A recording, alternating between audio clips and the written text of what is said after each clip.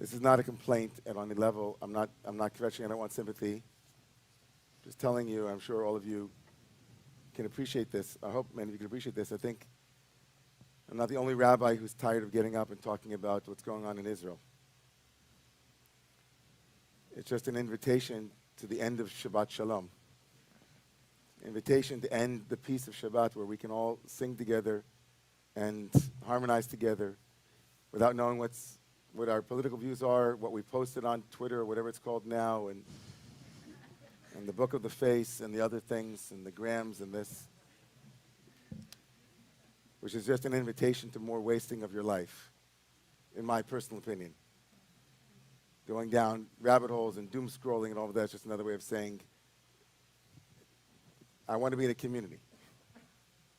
I just want to talk to people, fight with them. It's even better than being alone here in my house watching something. Which is not to say, of course, that it doesn't have to be done. It's not to say, of course, that it doesn't have, unfortunately, inevitably, this moment in time, inexorably, uneluctably, we can't get out of it. There's no way. But in Shul, Halavai just want us to sing together. I've been saying that for 3 months. So I'm going to say some things tonight that are on my heart and mind. And I hope, and I keep every Friday night, I hope that what I'm saying comes from a place that you know that I'm struggling also with you. And no rabbi, I don't care if they're Rabbi Sharon Brous, or if it's Elliot Cosgrove, or an Orthodox rabbi, or this rabbi, or professor. We don't know. We have strong opinions sometimes, but like everybody else, we're partial, we're biased, we come from our perspectives, we have all of our reka, our background. And I don't know any of your backgrounds either, so forgive me if I say something that hurts you in any way, God forbid. It's not my intention. And I hope I won't. I'm not just saying that so that I can go ahead and do it now. I really don't want to. It's like I really don't. I promise you. And let me also say that as a congregant in any synagogue, it's even absurd for me to say this, but of course you can disagree with the rabbis in the synagogue. It doesn't mean that you're going to be giving the next week's sermon. It also doesn't mean that you have to leave. Because, again, like any human being, rabbis express their opinion. They do their best to try to find what something is true and for them and come from the heart. And hopefully, we can still love each other even if we disagree with each other. There's no more beautiful and satisfying screenplay in all of Western literature than the final 13 chapters of the book of Genesis. Those chapters tell a story of Joseph and his brothers, and for all intents and purposes, the entire 13 chapters of the Joseph narrative are the answer to the question asked by Cain in the 4th chapter of the book of Genesis. Hashomer achi anochi, am I my brother's guardian? And the power of the Joseph narrative is that it lies exactly on that place. It seeks to answer that question, but does it in economical language and brilliant screenwriting that brings the generational issue of chosenness, favoritism, and rejection to an entirely new register than any previous story in the Bible had done. And it reaches its denouement, reaches its height this coming Shabbos. As the machinations of a capricious seeming ruler whose identity is revealed only to the readers but not to the brothers who stand before this ruler comes to its apotheosis, comes to its full expression. Joseph has completely manipulated his brothers from the moment that he recognized them, and they did not recognize him, of course. He recognized them, but they did not recognize him. He recognized that his dream had come true and that he had the power in his hands to do to them what they had done to him. He knew his dream was true. The Torah tells us as soon as he saw them, and Joseph remembered his dreams. And the dreams came true. The dreams didn't say anything about making them suffer. The dreams didn't say anything about playing a game with them. The dreams just said, well, 11 stars, 11 right sheaves, they're going to bow down. And it happened. And he said, okay, I'm done. And then we as the readers know that he's not done. He's going to come at them with false accusations and with framing. He's going to make all kinds of libelous statements that the brothers will know are not true. You came here as spies. What do you mean spies? We're just brothers. Our father's at home. No, you're spies. And then he works on them. I won't trust you, right, until you come and bring your brother down here. And they're on the way, and he puts the money back in their sack, and then one of their brothers, Shimon, has to be left as a collateral. They go back to Jacob, and Jacob's sitting there going, no way, I'm not going through this again. I'm not going to give my second beloved son, right, the one that I really, really love, from the wife that I really, really love.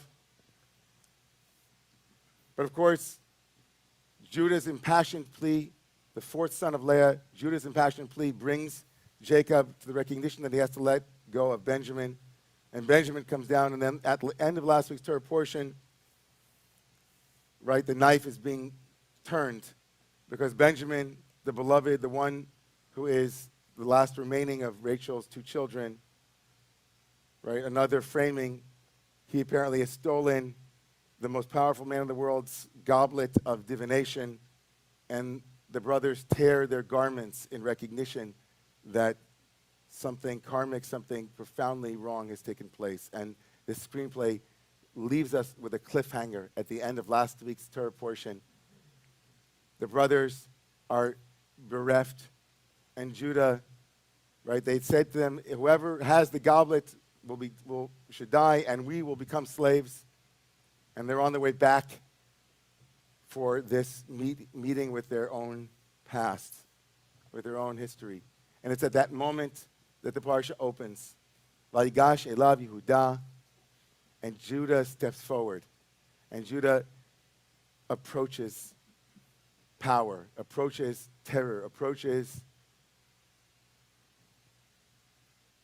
a present moment that he can't control, with the specter of his father's death hanging above him, knowing that he had said in last week's Torah portion, I will be collateral for the child. Anochi arvenu miyadi tivakshenu im lo aviyacha. If I don't bring him back to you, Judah says, then right, I will be personally collateralized for his safety. And he steps forward. And what is public to us is that he begins the longest speech in the book of Genesis that is full of nuance. He begins by setting the record straight. Let me tell you what took place. And he goes over the list of things that, what brought us to this moment. As if others weren't there, but he wants to take control of the narrative, and he wants to begin telling people what took place. And then he entreats the viceroy, Joseph. He entreats him to allow him to be placed instead of Benjamin, and to free Benjamin, because after all, if you don't let him go, and we come back to our father, your servant. The word our fathers appears 14 times in his remarks. If we come back to our father, your servant, without the child, he will die. What is public to us as readers is the Judah who is appeasing, the Judah who is the statesman, the diplomat, Judah who knows how to persuade. He clearly will succeed. But what's not known to us is a completely different conversation that the rabbis in the Midrash paint a story around. They don't see a monologue from Judah, but in the interstices and in the white spaces around Judah's remarks, they see a dialogue, a very intense dialogue. And the dialogue goes like this in the Midrash. It's not anywhere in the Torah. The rabbis make it up and they expand it. In multiple Midrashim, in Breshit Rabbah, in Tanchuma. Here's the Tanchuma, early Midrashic source. Judah approached Joseph and said to him, Teda lecha shemitchila lo bata aleinu ele balilot. He comes to Joseph and says, you came to us with all kinds of false accusations, libels. Betchila amarnu lanu, amarta lanu meraglim atem. You said to us, we're spies. And then you said to us, you came to see the nakedness of the land. And then you said to us that the goblet you stole. Tanishbate b'chayei paro harasha. You swore to us, right? You swore to us by Pharaoh's life that you would, right, that you would take care of them. Amar lo Yosef, im totzeh charbecha min artiko ani korcho tzavarecha. And then Judah said, I'm going to take out my big sword. And Joseph said, you take out your big sword, and I'm going to break it on your neck. Amar lo Yehuda, if I open up my mouth, I'm going to swallow you whole. And Joseph said back, if you open up your mouth, I will close it with a rock. Judah said to Joseph, what are we going to say to Dad? And Joseph said, Kvar amarti lecha, emor lavicha halacha chevel acharad li. He said, go tell Dad that the rope went in after the bucket. Judah says to him, Din sheker ata dan otanu. Judah says, you are creating a kangaroo court. And Joseph says, sheker, a lie? You're going to tell me about lying? Is there any greater lie than selling your own brother into slavery? It goes on. In another rendering of this conversation, the rabbis imagine that Judah, for every moment that Judah says, we are innocent, Joseph says, oh yeah? What about what happened here? And Judah's like, oh, okay. But we're innocent in this moment. And then Joseph says, and what about with Bilhah, when he stole? And so they go back and forth. One protests their innocence, and the other protests that they are the oppressor. One says, we're the victim, and the other says, no, we're the victim. And they're fighting back and forth. Isn't it beautiful the way Torah mirrors reality? No, we're the victim. No, we're the victim. Well, if you look at the past here, and if you look at the past there, where do you begin history? Is it 47, 48? Is it 67, 73? Judah and Joseph going back and forth. And what's at stake, of course, what's at stake for the rabbis is really, can Judah understand what Joseph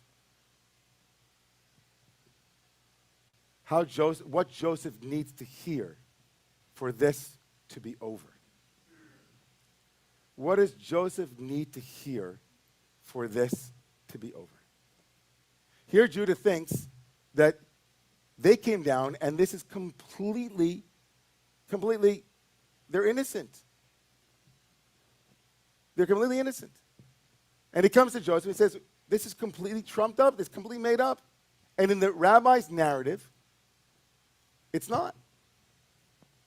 Joseph says, what do you mean? Everything you did until this moment is the reason why this is happening. Not for karma's sake, but because I need to know something. I need to know something here from you. I need to know that you've changed. I need to know that before I lay down my arms, before I retract from this vast machination that was created in order for me to test you to see if you're different. Will it be different? I refuse to become the brother you imagine me to be, Joseph says, until you acknowledge that I have spent 20 years terrified of going home because I don't know if going home is safe. 11 brothers, 10 brothers, who knows? Maybe you're still the same man you were before. Maybe your promises are empty. Maybe your regret, your remorse is empty. Maybe you're just talking. But I need security. I need safety. I need to know that I won't participate in this rapprochement, this reconciliation until I can trust that it won't happen again.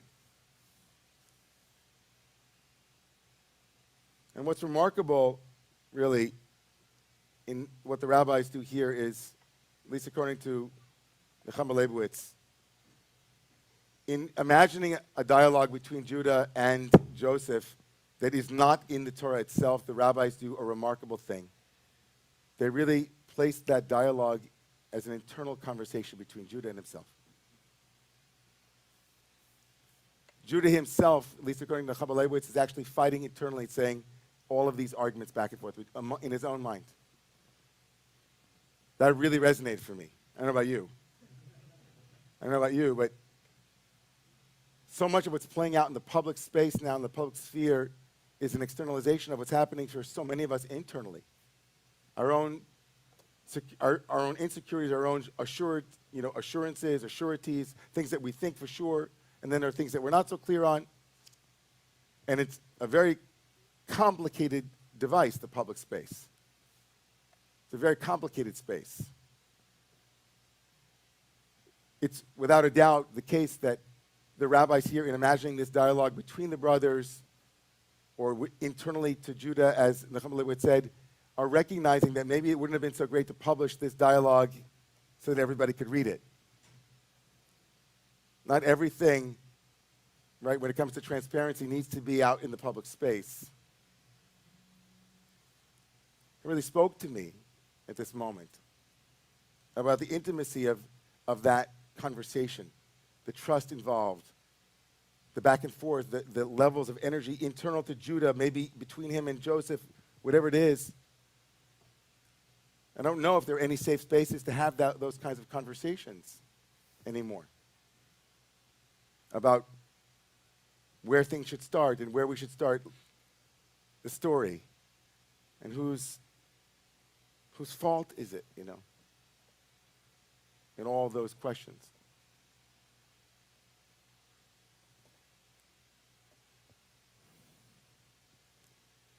So for a moment, I want to imagine that none of that conversation actually mattered until Judah said, "Put me in place of Benjamin."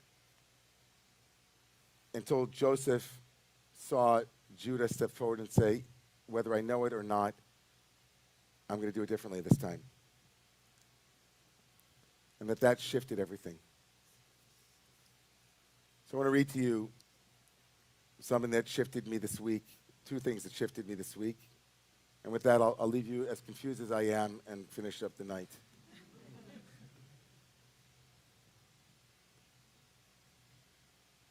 In a completely different register, the Midrash imagines another conversation that broke Joseph's heart.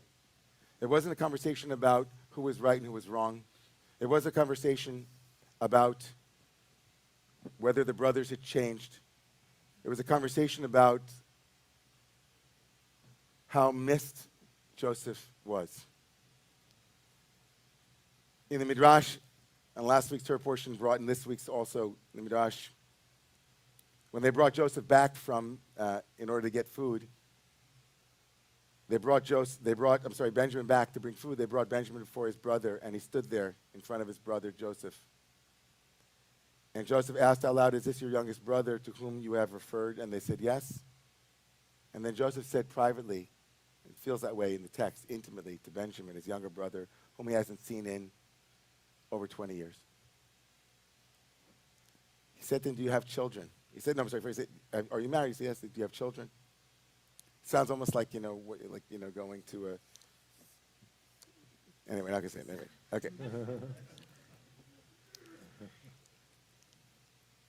"Do you have children?" He said, "Yes, I have 10 children." And then Joseph asked his younger brother Benjamin, "What's their names?" People know this Midrash? Beautiful. He goes on, he starts to say the names, Bela, Becher, Ashbel. And Joseph says, "Who ever heard of names like that?" He never heard any. He's like, "What kind of names are those?" Benjamin says, "I've called all of them by these names because of my brother, the son of my mother. Bela, because he was swallowed up, Bala. Becher, because he was the firstborn, a Bechor. Ashbel, because he was taken captive, Shvi. Gerah, because he became a stranger in a strange land." He goes on. Naaman, because he was gentle, the word Naim. Echi, because he was my brother, Achi. Rosh, because he was my superior, Roshi. And Mupim, because he was beautiful, from the word Yafeh. And lastly, I named my last child Chupa, Chupim, because he did not see my chuppah, and I did not see his.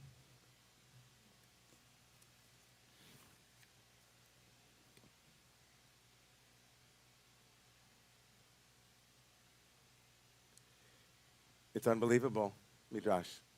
It's so moving, right? This reconciliation between these two brothers.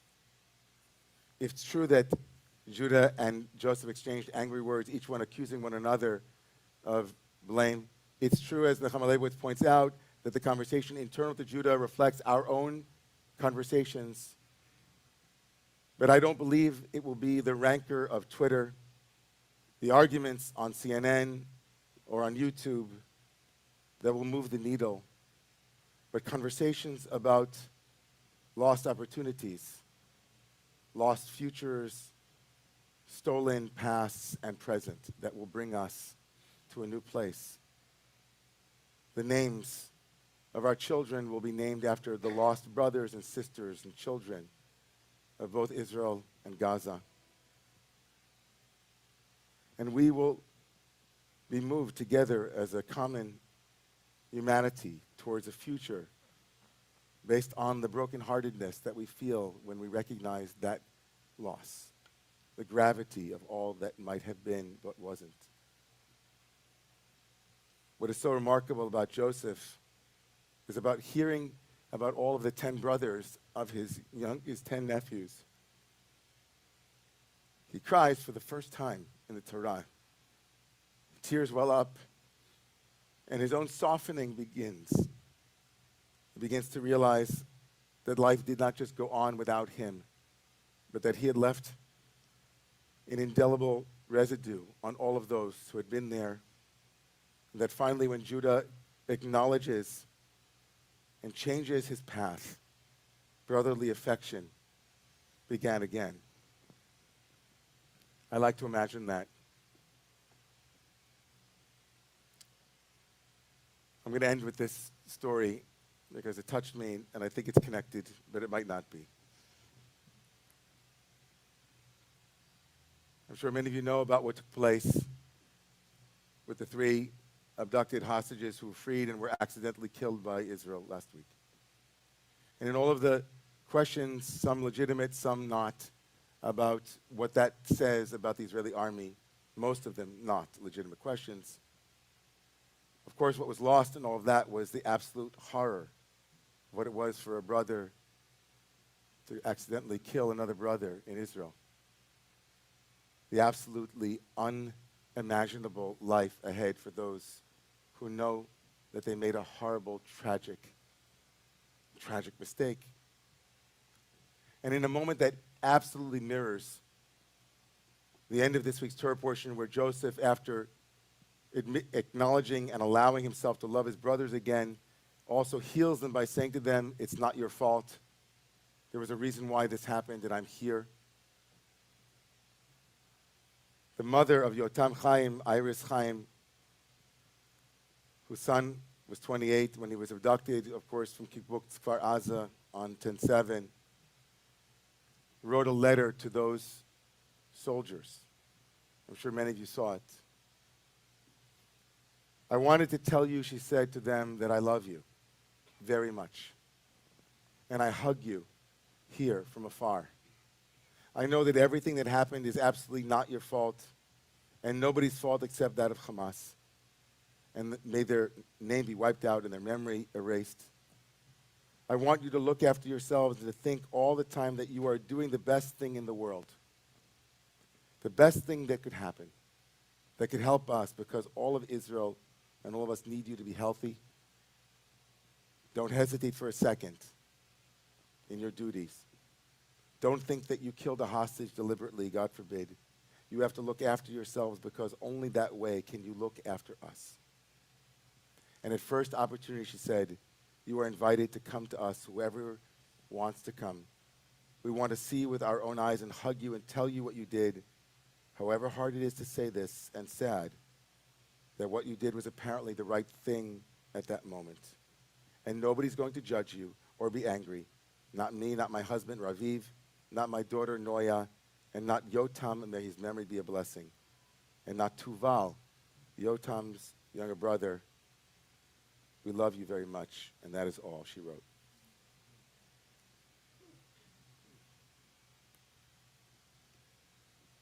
This moment so different in kind.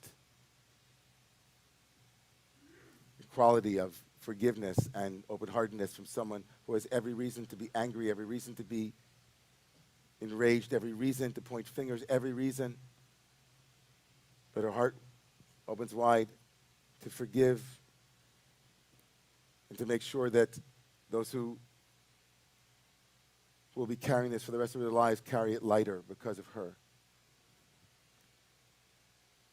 I'm praying deep in my heart that those who leave because I mentioned something about soldiers, possibly, or those who are watching who might be thinking that this is some kind of call for ceasefire or some such thing,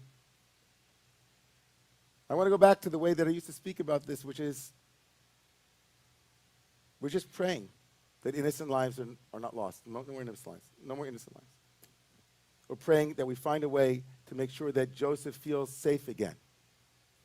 That Joseph will see change that allows our people to come back to the areas near Gaza, knowing that they have legitimate reasons to be scared, knowing that there are legitimate reasons to not countenance terror organizations who live on your doorstep.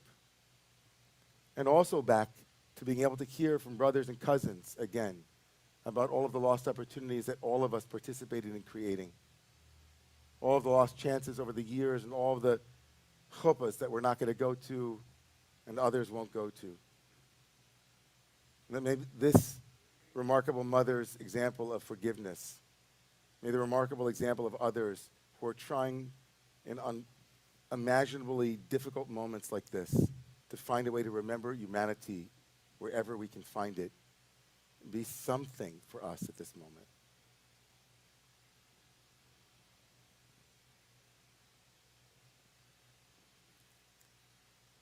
That's all I got. That's what I got. That's it. May God bless us. Really, bless us. Those who are defending us, that they be safe. And pray as if this is something else, by the way. I just want to say this last thing, and then I'm done. It is not at all, and should never be, difficult to imagine Palestinian dignity and sovereignty, advocating for the fullest expression of Palestinian national aspirations to be realized at some point, alongside Israel, with safety and security, brothers and sisters and cousins being able to live together, should not at all, in any way, shape, or form, be a contradiction to being able to say, like Joseph did, I want to see that you've changed. I want to see that we can live together. I'm praying for that day deeply. May Hashem watch over all of the innocent, especially our brave Chayalim and Chayalot. Please rise.